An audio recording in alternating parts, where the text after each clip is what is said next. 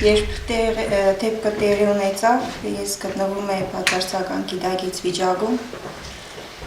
Տեղյակ չեմ ինչպիսի վիճակում եմ գտնվել, կծկտուր տեղեկություններ պատմել են հարազատներս իմ վիճակիս մասին,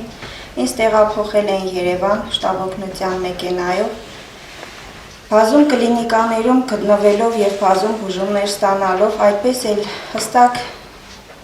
չախտորոշեցին իմ հիվանդությունը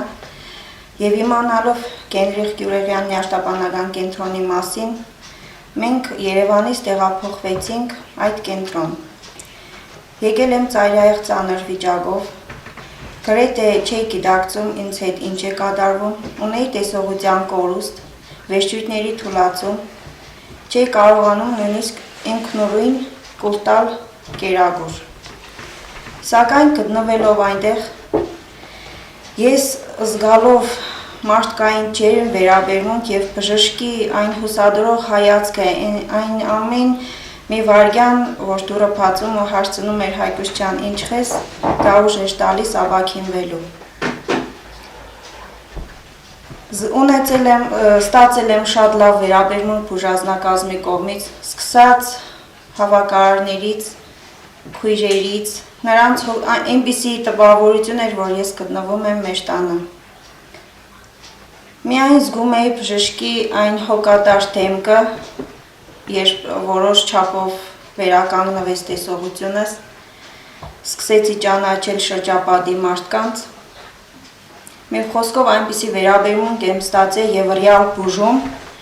որ վերջերս փողոցում քայլելով անցա բժշկի կողմից եւ նա ինձ չճանաչեց։ Ստացել էի ավելի երիտասարդ դեմք, դեմքս բոլորովին թեքված էր անճանաչելի ձևով, ունեի դեմքի թրտիրներ, սակայն ստանալով լիարժեք բուժում, հիմա ոչ մի հետք չկա իմ դեմքի վրա, զգում եմ վերջույթներս լիարժեք, 3 երեխաների մայր եմ, զբաղվում եմ նրանց դաստիարակությամբ, ապրում եմ իմ լիարժեք ակտիվ կյանքով։ Բուժվելուց հետո տարել եմ, իմացա, որ ծանր սուրտ եմ տարել,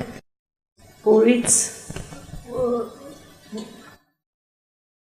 քչերն են բուժվել, բայց ես բուժվել եմ։ Արծոն Գուրեղյանի